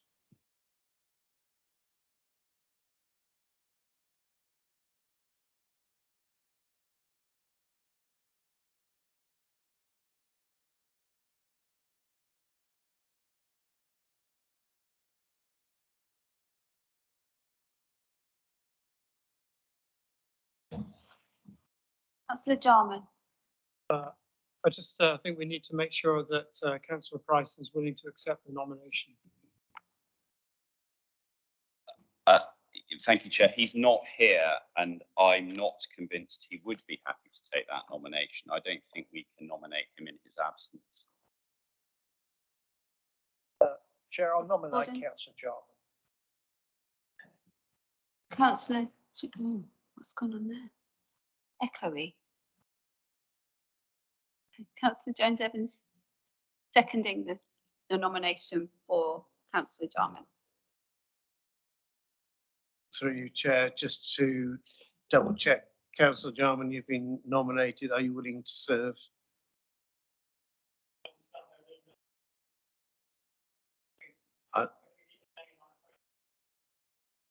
Thank you. Yeah, I'm happy to put myself up if we need an alternative choice. And I'm also a member for Ventnor. Okay, and a seconder? Through you, Chair, therefore we've got two nominations for Vice Chair. Councillor, please. I'll be very pleased to decline the nomination on that case. And then through you, Chair, we have on the floor one nomination for Vice Chair who's indicated his willingness to serve. And unless there are any other nominations, could members just please indicate if they're happy with that?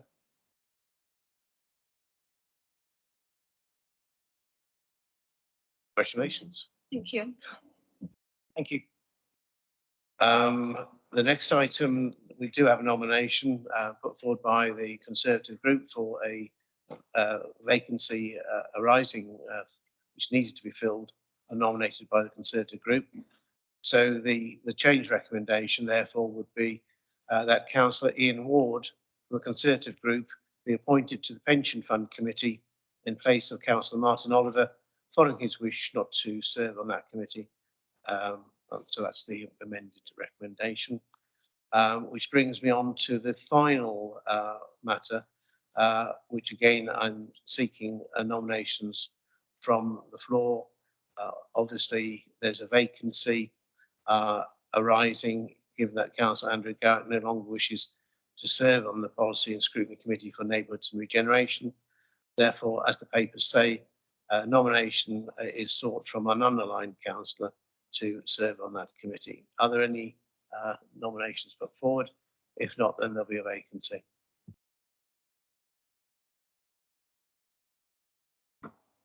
Okay, so there's a vacancy which will carry forward. Moving on. No nominations for that vacancy. Okay. So just to bring things together, Chair, all the changes and details have been read out, and there is a vacancy, obviously, which will carry forward for another time in relation to the Policy and Scrutiny Committee. So just to recap, Councillor Andrew Garrett going to appeals, Councillor Julie Jones-Evans confirmed as substitute Councillor Harbour Committee, Councillor Peace being Vice Chair of Harbour Committee, Councillor Ian Ward on the Pension Fund Committee, and as I say, there's a carry forward vacancy for Policy and Scrutiny. That's my understanding of members' wishes on that paper. Can I just ask for clarity on number 9?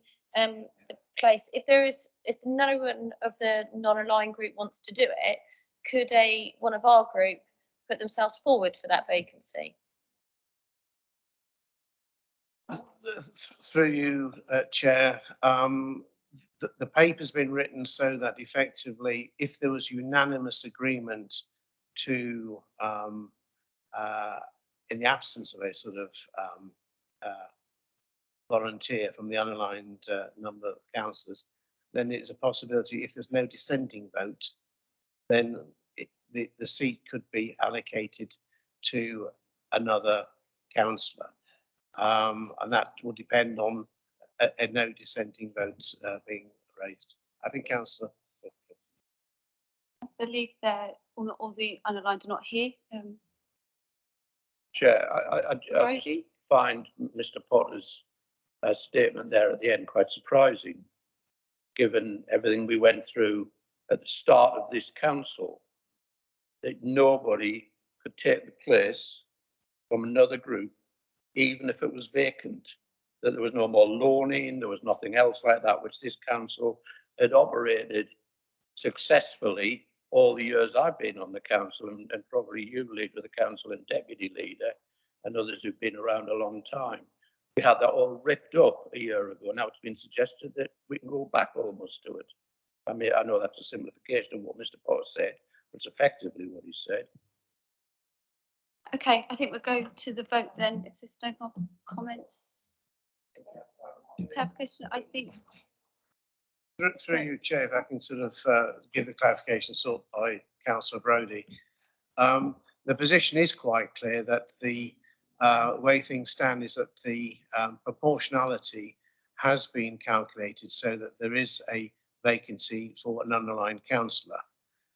The safeguard, which I think Sir Councillor Brodie is rightly sort of indicating, is that in order to change those arrangements, there would have to be a unanimous vote from those present this evening to deal with a different circumstance. Now, clearly, I'm in members' hands again, but sort of I would imagine there will be at least one dissenter, if not more. I don't want to presume, because it is, as I say, for matter for members, but unless there is a unanimous proposal put forward to disapply political balance, then as previously outlined, there'll be a vacancy which will be carried forward to another meeting. Thank you. Thank you, Ms Potter. I think because not all of the members are present, then we can't make that decision. So, yeah, so we move on to the votes of the changes that were discussed. So 5, 6, 7 and 8, those. Okay, so everybody that was for those changes.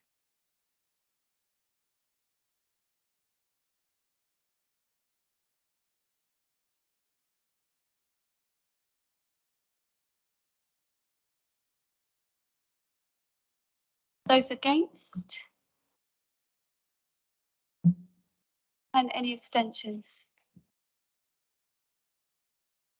So those changes are carried. Confirm the results that confirm that Councillor Garrett is the unaligned councillor to be appointed to the vacancy on the Appeals Committee following Jeff Brodie's wish to not serve, and that Councillor Julie Jones-Evans from the Alliance Group confirmed as a substitute councillor on the Harbour Committee, that the appointment to be made from the nominations received for the post of Vice Chairman, he's be a standing member of that committee. And number 8, is it? Councillor Ward to be appointed on the pension fund in place of Councillor Oliver. Thank you.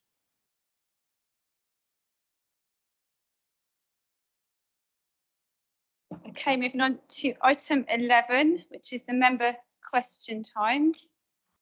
And Councillor Jarman. Written question first. Oh.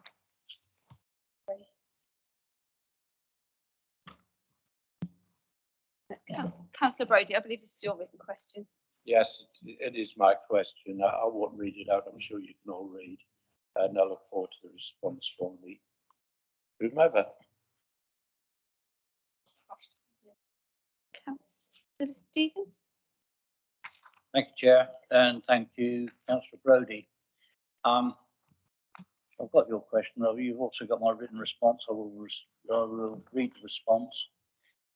As the council will be aware, the capital proposals agreed at full council provided for limited cash funding, which we use as cash startup capital for the housing company, together with some borrowing amounting to cash contribution, circa about 800k for 22 to 23, and a borrowing facility at 5 million for 22 to 23. This is the capital borrowing that was approved by full council, and the 50 was over 3 years. That borrowing is only available if the repayments can be afforded. Therefore, if the purchase of housing from the secondary market or the direct delivery of affordable housing is not viable, then utilising that borrowing facility is not available to the council, whether the council have approved the borrowing or not. Nevertheless, the Alliance is seeking to use a range of tools to increase the availability of emergency, temporary and affordable housing, and the details of these were set out in the paper that was recently presented to corporate scrutiny and the supporting plan for the strategy. Thank you.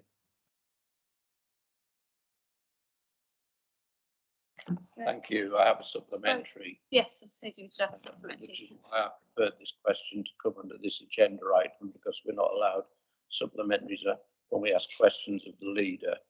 I got this response. I don't know if that's been provided for every member in here. Councillor Stevens, has it?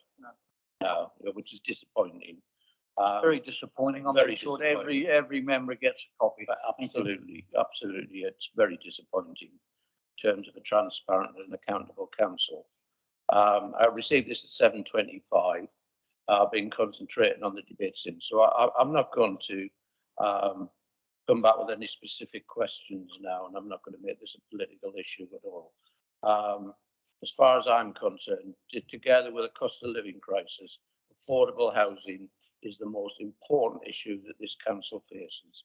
I'm not convinced, and I've had many conversations with Councillor Stevens in recent months, I'm not convinced that we're pursuing what the intention of this council was. I will come back with further questions in writing, and I will talk to you further about it. But I do detect a reluctance from the people who support the administration to pursue the policy of this council as agreed at Budget Council in February. I hope that is not the case, Councillor Stevens. If it is, I hope you'll deal with it. Thank you.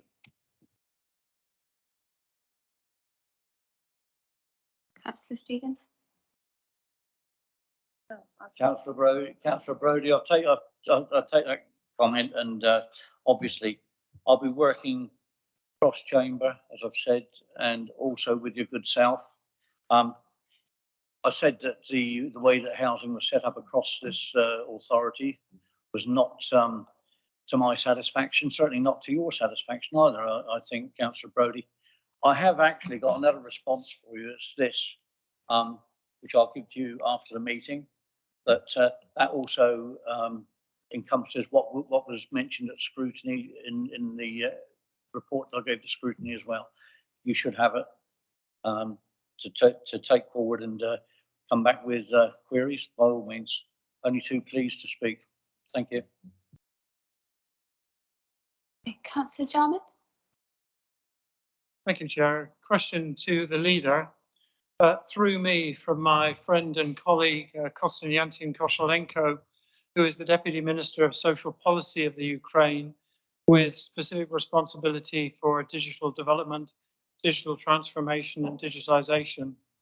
He asks, through me, would the leader of the Isle of Wight Council accept the sincere thank you and congratulations of the Ukraine for the support they and the wonderful people of the Isle of Wight continue to provide to Ukraine, and for hosting so many Ukrainian families in their hour of need?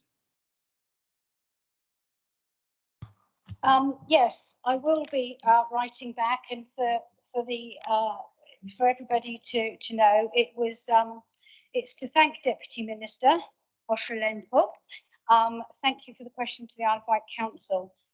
Since the invasion of Ukraine by Russia, our residents, businesses and council have stood firm with the brave nation of Ukraine.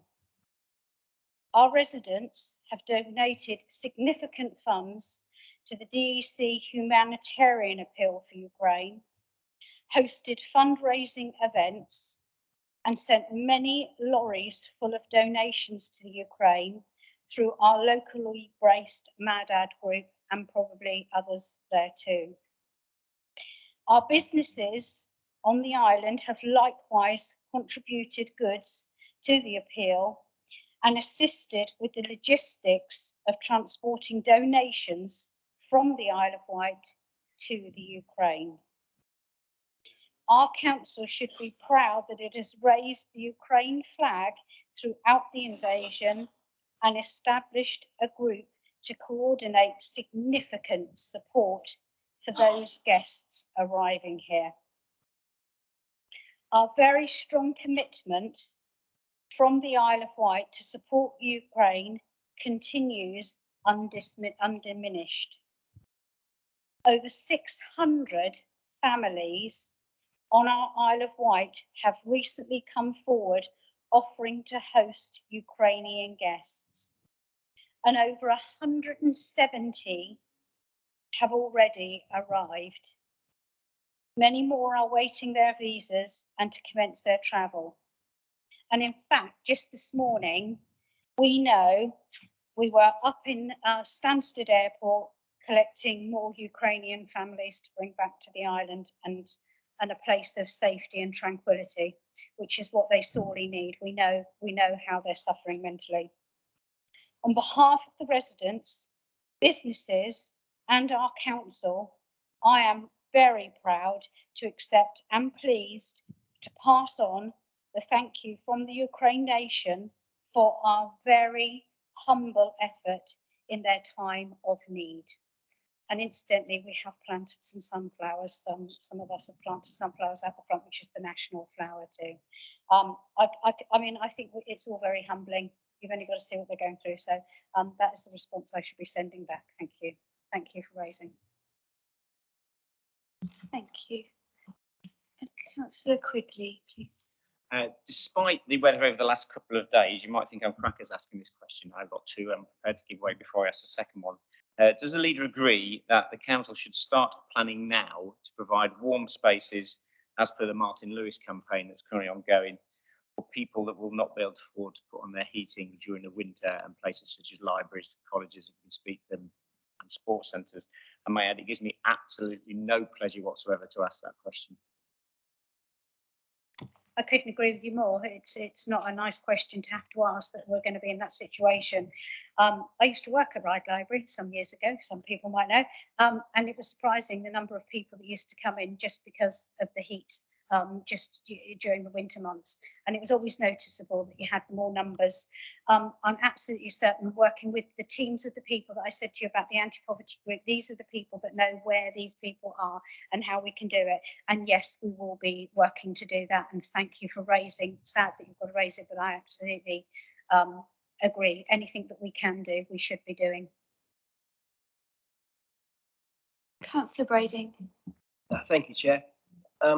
Just an update for me. Prior to last May, there was lots of negotiations and conversations regarding Barratt Homes and the Pan Meadows development, and something in the region of 27 houses that was supposed to be coming to the council in exchange for further permissions and further debts. And I just wondered for an update on, has that gone through and I've missed it? Is that still being negotiated, or what's happening, please? Could I actually, I'd like to do a written response on that one. There's a lot of work going around that, but I'll do a written response. Thank you, Councillor Brading, for raising. Just a quick follow-up question, a short follow-up question. Have we actually got a housing company set up? Yes or no? I'll unleash Councillor Stevens. Just a simple yes or no will do. All right. No. You've got one registered that you registered with Companies House, but it's not as such. I'm going to go back to Councillor Quigley because I forgot your extra question. That's okay. Do you agree that all councillors should complete a full DBS check? Yes, and I actually thought we did. We don't anymore. We certainly did at one time, didn't we? We did. Yeah. Sorry.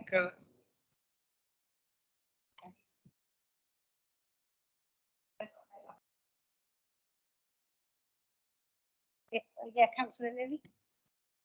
Councillor Lilly. I'd just like to say that some years ago, one of the first motions that I put forward to this council was exactly that we all should be enhanced DBS.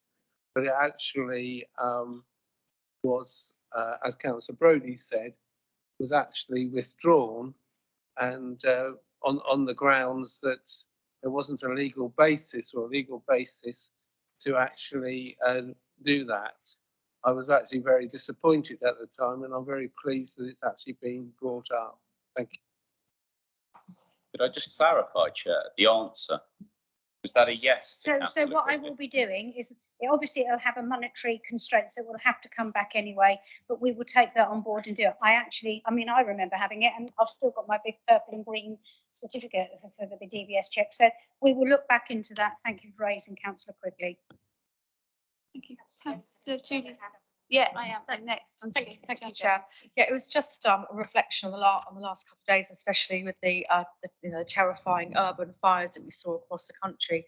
And I'm just wondering whether we had any update at all regarding the resilience of our own fire and rescue service, because the article this morning on the radio was quite concerning. Because what normally happens if you have an incident in one county, the other counties can come and assist. But given the high temperatures and the instantaneous fires that we're having to literally firefight, it's a bit concerning. And I did hear the worry and fear from the fire chief who spoke. Well, I know that Councillor Ian Stevens breathes the fire service, so I'm sure he can give you a response. But this is exactly the issue with the Islands Forum that needs to be raised, because it could leave us vulnerable. Councillor Stevens. Thank you. It's not, the Isle of Wight's a special case. We've always said that. We all agree on that. And resources would be stretched. There is a local plan, a community plan that looks at the situation. But even in London last night, with the resources that London had, they were stretched the resources were stretched to the limit. And I was on a Teams meeting with the Deputy Mayor of London this morning with regards to the cover that they had, and they were fully stretched. And she said, thank goodness it rained last night, because another couple of barbecues and a couple of accidents and they would have been in trouble. It's a matter of resilience. Now, if we've got a resilient fire service, which isn't just built on risk and managing risk, it's actually a resilient fire service. Money has to be put into that.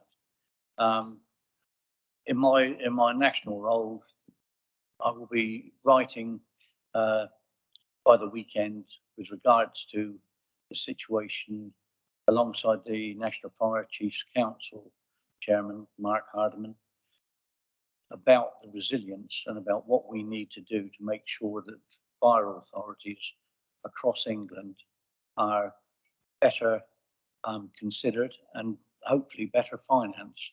I'll leave it at that, Chair. But as I say, what we've got on the islands is an acute problem, but across the board, across England, there's been cutback after cutback. I think that we've all suffered a little bit. Thank you. Thank you very much for you, Chair. Thank you very much, Councillor Stevens. Just want a quick supplementary question. I just think it's worthwhile. I don't know if you could help me with this and help get the message out. So that's my question to you regarding use of barbecues and other risky sort of activities, because I think some of these fires had started like that. I just want to draw attention to the pristine ancient woodland that we have on the island that, you know, would be at risk and can never ever be replaced. And it's obviously one of our trademarks and a very important part of our biosphere status as well.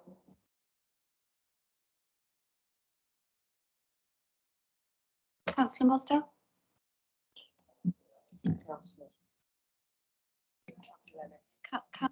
Councillor Ellis. Thank you, Chair. My point was covered by Councillor Evans, Jones Evans, sorry. So thank you for that. I was going to ask, given the the extreme heat and the devastating fires we've seen on the mainland, what the council could do around at least educating people for the use of sky lanterns and disposable barbecues. So I think that we've probably covered that. But if there was anything we could do, at least a comms campaign, perhaps. Councillor Hendry. Thank you, Chair.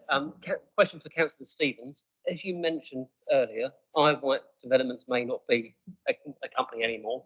Does that mean that the active planning application for Crossways Field is no longer valid, which is currently awaiting decision? I was given a yes or no answer by Councillor Brading, and as far as I'm concerned, I gave that answer. I could have given all sorts of other bits and pieces because, as you know, what's the matter with Councillor Mosdale? Can't you understand?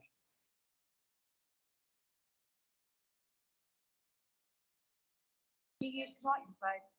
It'd be nice if you either shook your head or spoke it through your microphone so that I can hear you and understand you. And thank you for questioning my answer to Councillor Hendry's question, but we're going round in circles here. If you'd let me finish dealing with Councillor Hendry and then come back to, your statement, comment or question, that'd be great. Pardon? Bless you. Have you got your microphone off? Could you stay You haven't? quiet? Okay, sorry. Councillor Henry, I'll give you a written response. Councillor Lilly. I just wanted to, people have talked about resilience. It's important for members perhaps to remember that during COVID, there was a community resilience project that was actually funded through the government and through the National Lottery, which actually looked at the resilience of the island and its communities during disasters within that. I do know that a number of the parish town councils have signed up to community resilience policies. Ryde Town Council did, which basically states that, for instance, there are buildings that are named. If there are floods or fires, there is a complete details of who to go to help for. Buildings are allocated as safe places. So I just would like to actually say that that work, which was actually done by someone, a Ukrainian, called Sonia Donald. Sorry, that was just a comment, not a question. Well, I felt that it was important when you're talking about resilience that members needed to know that. This is members' questions, so we can keep it to that in the future, please. We have a question from Councillor Ward. Thank you, Chairman. My question relates to the floating bridge that we all know about. In the last administration, officers struggled with the floating bridge, trying to keep it in service, so on and so forth. I eventually asked the Chief Executive if he could get an independent examination done of the craft to see what the real state was. The report was quite blunt and said it was a badly designed craft, badly built. Okay. So it was then decided that we would go into legal discussions with the two parties, the designer and the builders. Okay. Unfortunately, we wanted to go to mediation. The parties always found a reason not to meet. Okay, for one reason or another. And we left administration then, but I know the legal team was still struggling. I was recently handed a political leaflet from East Cowes telling me all the problems had been solved. And I just, not from anybody in this council, I would say. And I just wondered if someone could give us an update of where we actually are. Thank you. Thank you, Chair. Councillor Jordan.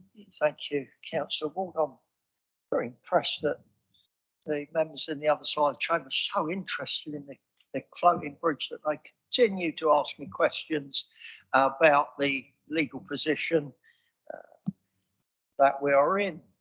So I'm always happy to, as far as I'm able, convey the facts. I noticed that Councillor Robson's nodding very much. He obviously waiting with bated breath because we all waited for 4 years with bated breath to see what was going to be done. Of course, the floating bridge was delivered and brought into service quite early for operational reasons at the time. But look, let me answer the question insofar as I'm able. I can tell you this, that we are very close to agreeing a resolution of the dispute with all parties. And subject to some minor details being agreed, which are not central to the dispute, but form part of the eventual agreement, that I will be making an announcement in the very near future. The very near future being potentially short weeks. I think due to the sensitive nature of the legal discussions that we are in, I would prefer not to make any further comments at this stage. But an announcement is due very shortly, Ian. Thank you. Thank you, Councillor Jordan. Councillor Garrett. Thank you, Chair. My question is to Councillor Jarman. He will recall, I'm sure, the firm resolution of this council relating to the local council tax support scheme. And my question to him is, could he update this council on how close we are to actually consulting the public, as we statutorily must do, on a local council tax support scheme, which will be more generous to those who are facing poverty on this island? Councillor Jarman. Thank you, Councillor Garrett, for that. So yes, we're working on it. We've already had a first internal discussion about it and the process. We remain fully committed to the undertaking we gave to this council previously to maintain the value of this and enhance it. So a commitment remains our resolve. As soon as we have further information on specific dates, I'll be very happy to announce those. I don't think it's far away. Thank you. Is there anybody else have a question? I missed anyone? No, with that, I think we can close the meeting. Thank you everyone for coming. It is 8:15. Thank you. Good evening.